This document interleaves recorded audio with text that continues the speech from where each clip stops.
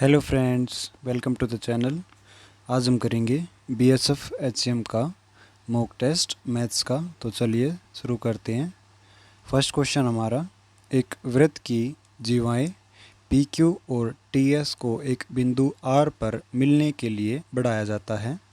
यदि P Q equal to 8 centimetre और Q R equal to 6 centimetre है तो S R equal to 5 centimetre है। तो टी एस की लंबाई हमें बतानी है, ठीक है। तो अगर हम यहाँ पे एक वृत्त बना लेते हैं इस प्रकार से,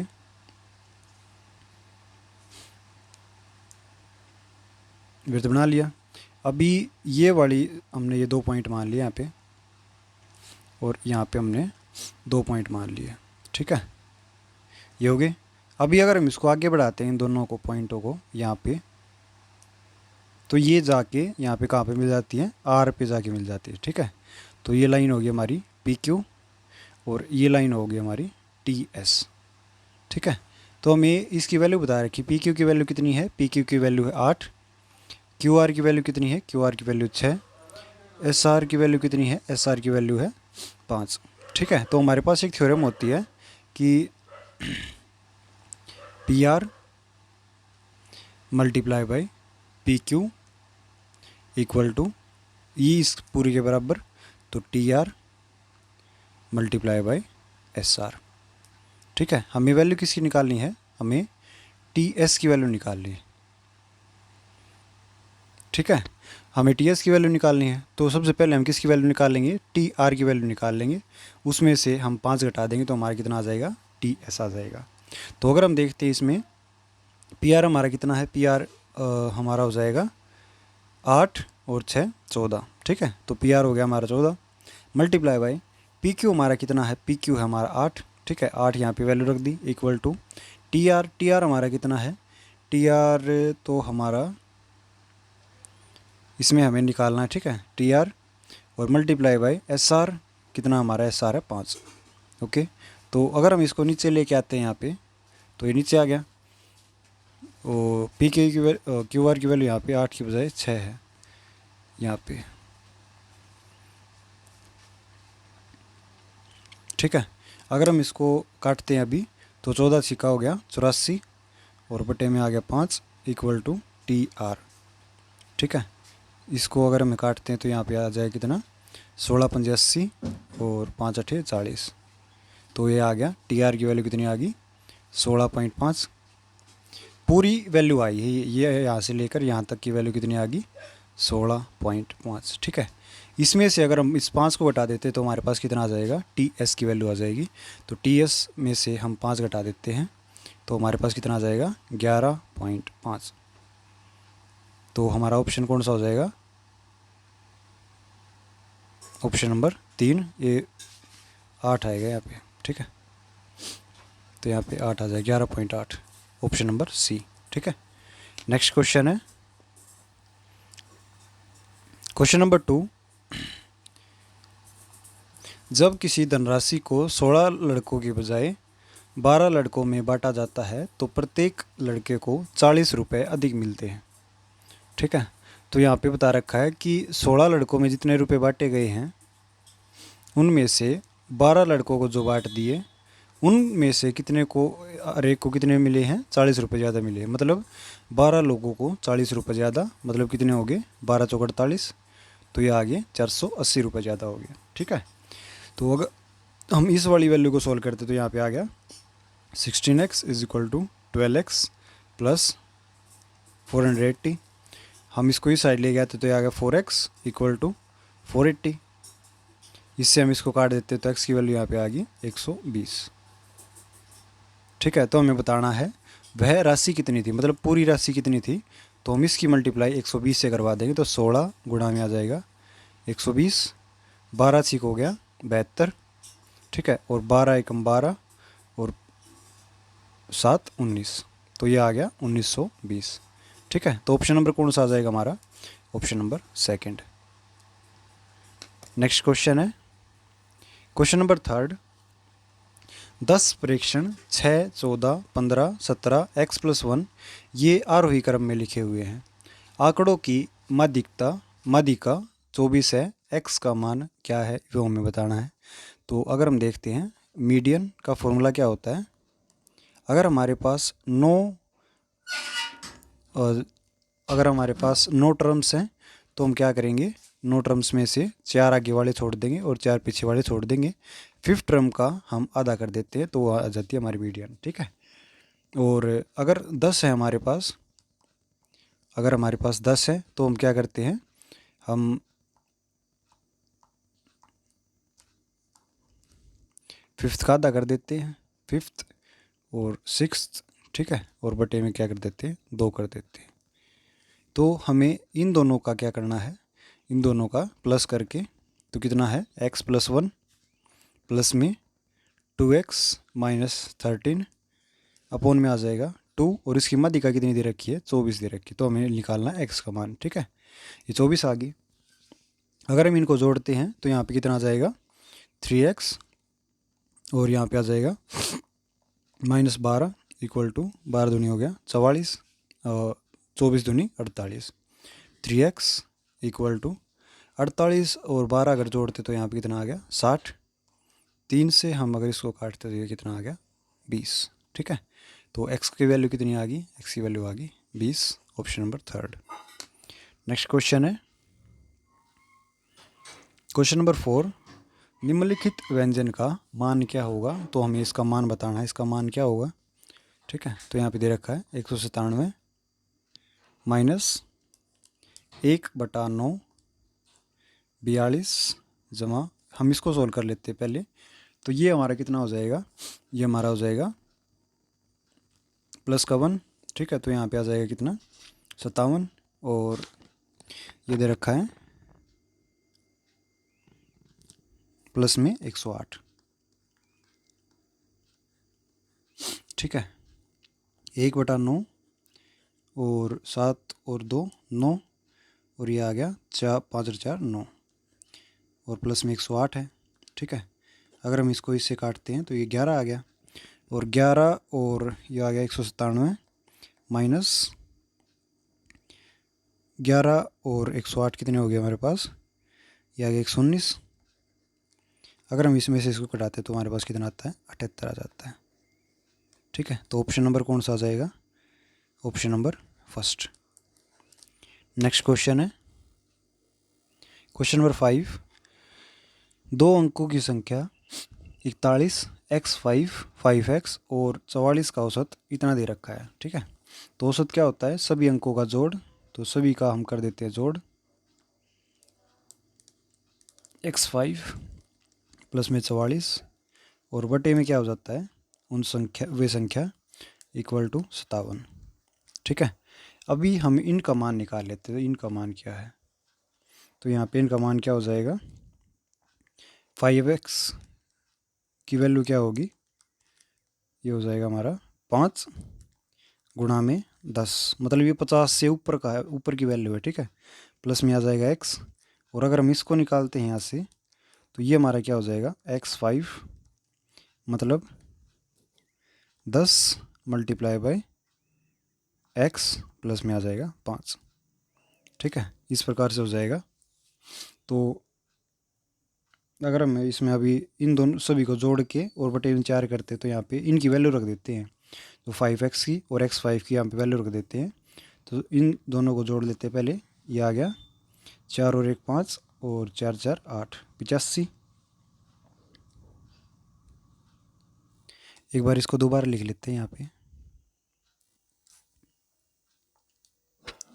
तो 41 जमा 5 या 50 जमा में x जमा में 10x जमा में 5 इक्वल टू 57 सौ के कितना हो गया, ये हो गया 228, 228। ठीक है।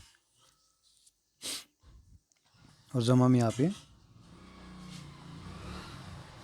44 भी दे रखा है, प्लस में 44 इक्वल टू आ गया 228, और ठीक है ये 4 गुणा में हो गया पे। अगर हम इसको इसमें से घटाते हैं, 85 घटा देते हैं इसमें से। ठीक है। और ये 55 को भी घटा देते हैं,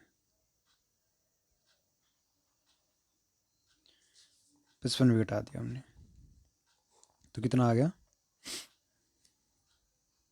ये आ जाएगा हमारे पास 88। ठीक है, तो 11x की वैल्यू कितनी आ गई? 11x की वैल्यू आ गई 88, क्योंकि 1x ये है और 10x ये है, तो 11x हो गए। 11x की वैल्यू आ गई 88, x की वैल्यू कितनी आ जाएगी? x की वैल्यू आ गई 8। ठीक है, तो ऑप्शन नंबर कौन सा हो जाएगा? Option number 4, 11। नेक्स्ट क्वेश्चन है क्वेश्चन नंबर 6। ए की आय बी की आय का 2/3 है, तो हम यहाँ पे लिख लेते हैं income of A upon income of B equal to कितना है? 2/3। ठीक है, और ए का व्यय बी के व्यय का 3/4 है, तो ए का एक्सपेंडिचर अपॉन ए का बी का एक्सपेंडिचर इक्वल टू 3/4 है। यदि बी की आय का 1/3 ए के व्यय का बराबर है, तो बी की आय मतलब आई बी इक्वल टू 1/3 इंटू आई ए। ठीक है, तो हमें ए की बचत और बी की बचत का अनुपात बताना है। ठीक है, तो यहाँ पे ये दे रखा है हमें, ए के व्यय के बराबर है, तो ए का व्यय यहाँ पे ई ए आएगा इसमें। ठीक है, I B equal to 1/3 B की बचत का 1/3 ए के व्यय के बराबर है। यहाँ पे ये इसका यहाँ पे गुणा में नहीं आएगा, यहाँ पे गुणा में आएगा 1/3 इक्वल टू, अभी ठीक हो गया। ठीक है, I B equal to 3 into expenditure of A. ठीक है, ये वाली वैल्यू होगी हमारे पास। एक वैल्यू हम निकाल लेते हैं आई ए की वैल्यू। ठीक है, तो I A equal to 2/3 into I B. ये वैल्यू हमने कहाँ से निकालनी है? ये वैल्यू निकाली हमने यहाँ से। ठीक है, इसको हम यहाँ पे मल्टीप्लाई करवा दिया। ठीक है, आई बी की वैल्यू हम कहाँ पे रख देंगे? अभी आई बी की वैल्यू रख देंगे यहाँ पे, तो इक्वल टू ये हो जाएगा हमारे पास 2/3 गुणा में 3 गुणा में ई ए। ठीक है, इससे हम इसको काट देते हैं, तो आई ए की वैल्यू क्या होगी? आई ए इक्वल टू 2 इंटू ई ए, मतलब ये इनकम है एक्सपेंडिचर का डबल होगी। ठीक है, तो अगर हम इसमें से वैल्यू निकालना चाहें इस वाली में से, तो इस वाली में से वैल्यू निकाल लेते हैं। Expenditure of A equal to 3/4 into expenditure of B. ठीक है, एक्सपेंडिचर ऑफ बी की अगर हम वैल्यू निकालना चाहें यहाँ से, तो कितनी हो जाएगी? E of B equal to 4/3 into expenditure of A. ठीक है, तो हम इस वैल्यू को कहाँ पे रख देंगे? इस वैल्यू को रख देंगे हम यहाँ पे। हमारे पास सारी वैल्यू आ गई। एक्सपेंडिचर ऑफ ए भी आ गया, एक्सपेंडिचर ऑफ बी भी आ गया, इनकम ऑफ ए भी आ गया, इनकम ऑफ बी भी आ गया। ठीक है, तो अभी हमें निकालना है सेविंग ए और बी की। ठीक है, अनुपात S A dash S2 S B. ठीक है, एस सेविंग होती क्या हमारी? सेविंग होती है इनकम माइनस एक्सपेंडिचर। ठीक है, तो अगर हम इसमें से इसको घटाते हैं, तो ये वाली वैल्यू हमारी दे रखी आई ए, इसमें क्या होगा? I A minus expenditure of A, और यहाँ पे होगा I B minus expenditure of B. ठीक है, यहाँ पे इनकी वैल्यू रख देते हैं अभी, तो इसकी वैल्यू कितनी है? 3A ई ए माइनस, एक मिनट, इनकम ऑफ ए कितनी दे रखी है? 2 EA दे रखी है यहाँ पे, 2 EA माइनस EA सेम है यहाँ पे। ठीक है, इक्वल टू आई बी कितनी वैल्यू है? 3EB, 3EB माइनस EB की वैल्यू यहाँ पे कितनी आ जाएगी? 3EA है ना कि EB है, यहाँ पे 3EA आ जाएगा। ठीक है, और EB की वैल्यू यहाँ पे कितनी हो जाएगी? EB की वैल्यू है ये 4/3 इंटू EA। ठीक है, थोड़ा ऊपर कर लेते हैं। अगर हम इसको सोल्व करते तो ये कितना आ गया? EA, दो में से गया एक, इक्वल टू यहाँ पे हो जाएगा 3 तिया 9, 9 ई ए हो जाएगा माइनस 4 ई ए और बटे में हो जाएगा 3। ठीक है, यहाँ पे आ गया 5 ई ए बटे में 3। इस 3 को हम इस साइड ले आते तो यहाँ पे आ जाएगा 3 और यहाँ पे आ जाएगा 5। ई ए से हमने ई ए काट दिया और 3 हमारे यहाँ पे चला ही गया, तो हमारा रेशियो कितना आ गया 3:5। ठीक है, तो ऑप्शन नंबर आ जाएगा फोर्थ 3:5। नेक्स्ट क्वेश्चन है क्वेश्चन नंबर 7। 98.2 का स्क्वायर माइनस 88.2 का स्क्वायर हमें बताना है। तो यहाँ पे आ जाएगा 98.2 माइनस 88.2 मल्टीप्लाई बाय 98.2 जमा 88.2। ठीक है, ये वाला हमारा क्या हो जाएगा, ये वाला हो जाएगा हमारा 10 मल्टीप्लाई बाय ये कितना हो जाएगा 2 और 2 4, 8 और 8 16, 9 और 8 17 और 1 18। ठीक है, तो ये हो गया 186.4 और बटे में इसको हटाने के लिए हम यहाँ पे लगा देंगे 0, इससे हम इसको काट देंगे तो हमारा कितना आ गया 1864। ठीक है, जो कि ऑप्शन नंबर किस में है, ऑप्शन नंबर बी के अंदर है। नेक्स्ट क्वेश्चन है क्वेश्चन नंबर 8। आशा ने 4000 रुपये में एक साड़ी खरीदी और उसे 4400 रुपये में बेच दिया, उसका लाभ प्रतिशत क्या होगा। तो सीपी उसका कितना है, सीपी है 4000 रुपये और एसपी उसका कितना है 4400 रुपये। लाभ उसे हुआ कितना, प्रॉफिट हुआ 400 रुपये का। अभी हमें निकालना है लाभ परसेंटेज। तो लाभ परसेंटेज क्या होता है, profit upon CP multiply by 100। तो प्रॉफिट कितना है 400 रुपये बटे सीपी 4000 और गुणा में आ जाएगा 100। इससे हम इसको काट देते हैं, इससे हमने काट दिया और ये आ गया कितना 10%। Option number 3। नेक्स्ट क्वेश्चन है क्वेश्चन नंबर 9। ए कोमा बी किसी कार्य को करने में क्रमशः 6 दिन और 12 दिन ले लेते हैं। तो यहाँ पे आ गया 6 दिन और यहाँ पे आ गए 12 दिन। ठीक है, मतलब इनका हम क्या निकाल लेते हैं, टाइम निकाल लेते हैं। तो 12 टाइम आ जाएगा और ये 2 के हिसाब से करेगा और ये 1 के हिसाब से करेगा। ठीक है, सी उतना समय लेता है जितना ए और बी साथ मिलकर कार्य करते हैं। मतलब उन्हें 12 कार्य करना है और 3 के हिसाब से कार्य करना, मतलब वे हो गए कितने 4 दिन में कार्य करेगा कौन, सी। ठीक है, तो 4 दिन में कार्य करेगा। अगर इस हिसाब से देखें तो वो 3 क्षमता के हिसाब से कार्य करेगा। बी और सी काम करते हुए उस कार्य को कितने दिन में पूरा करेंगे। काम तो हमें कितना करवाना है 12 करवाना है और बी और सी से करवाना। तो बी और सी की क्षमता कितनी है 3 और 1 4, तो बटे में आ जाएगा 4 और ये कितने दिन में कर देंगे 3 दिन में कर देंगे। ठीक है, तो ऑप्शन नंबर आ जाएगा हमारा सेकंड 3 दिन। नेक्स्ट क्वेश्चन है क्वेश्चन नंबर 10। एक बिजली पंप एक टंकी को 4 घंटे में भर सकता है। तो एक बिजली पंप ए मान लेते हैं, वो एक पंप को मतलब एक टंकी को 4 घंटे में भर सकता है। तो वो 1 घंटे में कितना भरेगा, 1 घंटे में 1/4 भर देगा। ठीक है, 1/4 हिस्सा भर देगा। टंकी में एक रिसाव के कारण टंकी को भरने में 4.5 घंटे लग जाते हैं। तो एक रिसाव मान लेते हैं बी है। ठीक है, उसने टाइम लगा दिया टी, लेकिन 1 घंटे में टाइम उसको कितना लगेगा 1/t लग जाएगा। ठीक है, और टोटल टाइम अगर मानते हैं तो टोटल टाइम हमारा क्या हो जाएगा, यह आ जाएगा टाइम ऑफ बी। ठीक है, तो टोटल टाइम हमारा कितना है, टोटल टाइम है 4.5 घंटे। ठीक है, तो यहाँ पे आ जाएगा रेशो अगर हम निकालते हैं इन सभी का तो ये हो जाएगा ए जमा B equal to total time.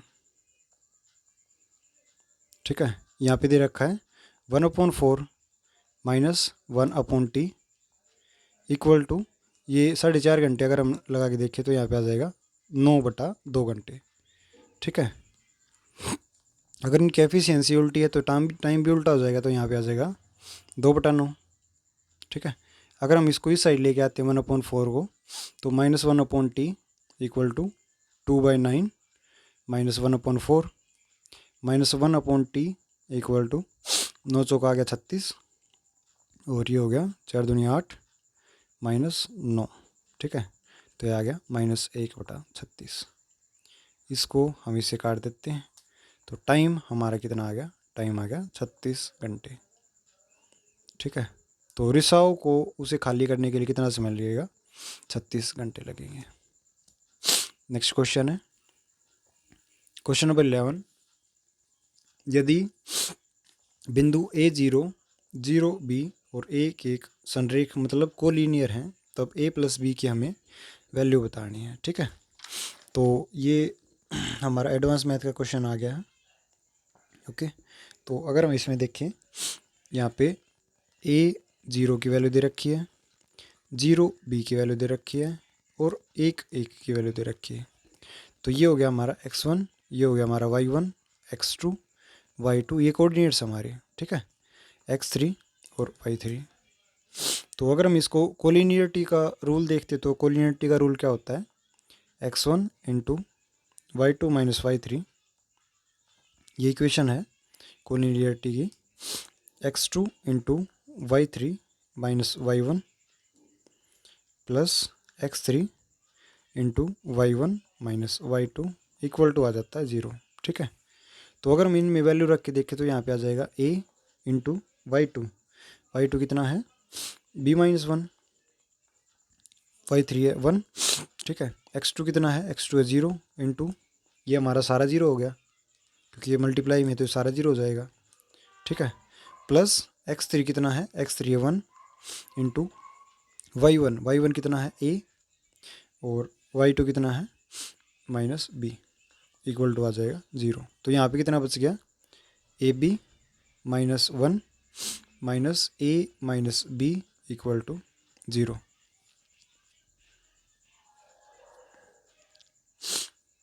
AB minus यहाँ पे आ जाएगा a। ठीक है,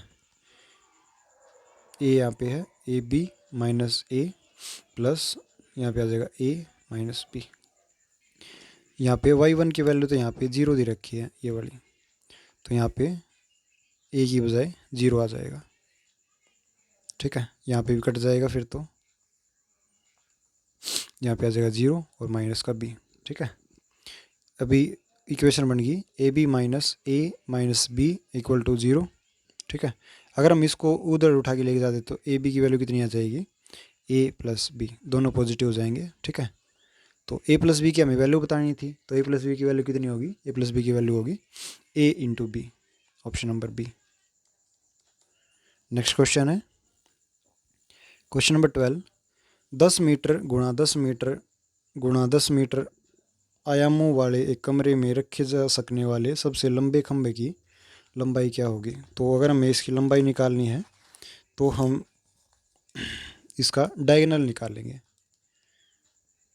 कमरे का डायगोनल निकाल लेंगे। ठीक है, उसका क्या फॉर्मूला होता है, L² plus B² plus H² equal to L² की वैल्यू 10 का स्क्वायर, B² 10² प्लस H² 5 का स्क्वायर।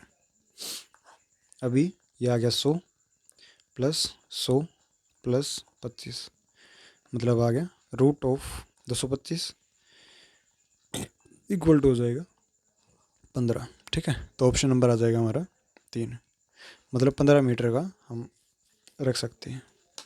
नेक्स्ट क्वेश्चन है, प्रत्येक 5 वर्ष के अंतराल पर पैदा हुए 5 बच्चों की आयु का योग 80 है, सबसे छोटे बच्चे की आयु क्या होगी। तो हम मान लेते हैं कि पहले बच्चे की आयु x है, उसके बाद x + 5 हो जाएगी, फिर x + 10, फिर x + 15 और x + 20 और उन सभी का योग क्या है 80। ठीक है, 5 बच्चे हो गए, 1 2 3 4 और 5। तो अगर हम इन सभी को ऐड करते हैं तो यहाँ पे कितना आ जाएगा 5x प्लस में 20 और 10 30 और 15 45 और 5 50 इक्वल टू आ गया 80। 5x इक्वल टू 30, x की वैल्यू अगर हम निकालते तो x की वैल्यू कितनी आ गई 6। ठीक है, तो सबसे छोटे बच्चे की आयु कितनी हो जाएगी 6 वर्ष। ठीक है। नेक्स्ट क्वेश्चन है, पी ने 3300 रुपये के साथ एक व्यवसाय शुरू किया और 6 महीने के बाद क्यू पी के साथ अपने साझेदारी में जुड़ गया। तो पी ने 3300 रुपये लगाए कितने महीनों तक? 12 महीनों तक, ठीक है। और क्यू ने 6 महीने बाद लगाए एक्स रुपये 6 महीनों के लिए, ठीक है। और उनका इसमें बता रखा है 1 वर्ष के बाद उनको लाभ हुआ 3:5 का। तो हम इसको उठा के यहाँ से यहाँ पे ले आते हैं बटे में, ठीक है। तो इनके लाभ का अनुपात क्या दे रखा है? 3:5। ये हो गया पी का, ये होगा क्यू का, ठीक है। तो अगर हम इनको मल्टीप्लाई करवाते तो यहाँ पे आ जाएगा 2, 33 दूनी हो गया 6600, एक्स को हम यहाँ पे लेके आते हैं, इसको हम यहाँ पे ले तो 3 और गुणा में आ जाएगा 5 इक्वल टू एक्स, ठीक है। अभी अगर हम इसको काटते हैं तो 22 दिया हो जाता है 66, 2200, 22 पंजे कितना हो जाता है 110 और डबल जीरो पीछे इक्वल टू एक्स, ठीक है।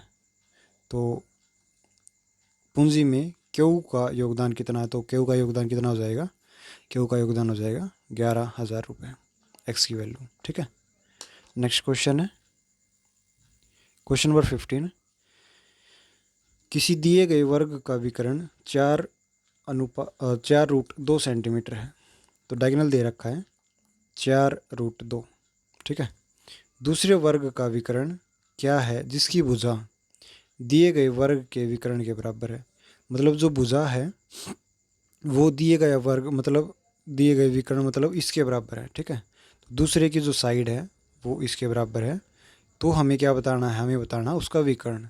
तो उसका विकर्ण क्या होता है? a√2, मतलब साइड का √2 कर देते हैं, ठीक है। तो साइड का √2 यहाँ पे आ जाएगा 4√2 मल्टीप्लाई बाय √2, ठीक है। तो 4 गुणा में 2 इक्वल टू आ जाएगा 8, option number second. Next question है, क्वेश्चन नंबर 16, यदि a प्लस बी का 20% equal to a minus B का 30% है तो b का कितना प्रतिशत a के बराबर है? तो यहाँ पे दे रखा है a प्लस बी गुणा में 20 equal to a minus B गुणा में 30, ठीक है। ये दे रखा है, जीरो से हम जीरो काट देते हैं तो यहाँ पे आ गया 2a जमा का 2b equal to 3a plus 3b। इसको हम यहाँ पे ले आते हैं तो ये आ गया a, इसको हम यहाँ पे ले जाते हैं 5b, a upon b equal to 5/a। तो ये किसके बराबर हो गया? ये आ गया 500% के बराबर, option number C. Next question है, क्वेश्चन नंबर 17, रमा ने 8,000 रुपये को 5%, 10,000 रुपये को 8% और 20,000 रुपये को 5% के रूप में साधारण ब्याज पर उधार लिया। उसे n वर्ष के अंत में 49,000 रुपये का भुगतान करना है, n का मान क्या होगा? तो सबसे पहले हम देख लेते कि उसका प्रिंसिपल कितना है। प्रिंसिपल है उसका 8,000 रुपये, 10,000 रुपये और 20,000 रुपये। 10, 20 और 30 और ये हो गया 38,000 रुपये उसका प्रिंसिपल हो गया, ठीक है। उसे चुकाने कितने हैं? उसे चुकाने हैं 49 में से अगर 38 घटाते तो यहाँ पे आ गया 11,000 रुपये, ठीक है। इक्वल टू अगर हम इसमें देखें ये आ गया 8 पंजे 40, तो ये आ गया 400n प्लस 10,000 का ये कितना हो जाएगा 10×8 = 80, मतलब ये आ गया 800n और ये आ गया, ये 2 जीरो काट दी, 2 पंजे 10, ये आ गया 1000n, ठीक है। इसकी वैल्यू इतनी है, ठीक है। 1000, 800 और ये आ गया 400, ये हो गया 2200, n इक्वल टू 11,000। अगर हम इसमें से ये 2 जीरो काट देते हैं तो ये 2 जीरो गई, और अगर 22 लेके आते तो 22 पंजे कितना होता है 110। तो n की वैल्यू हमारे पास कितनी आ गई? n की वैल्यू आ गई 5, ठीक है, तो 5 हमारी ऑप्शन हो जाएगा। नेक्स्ट क्वेश्चन है क्वेश्चन नंबर 18।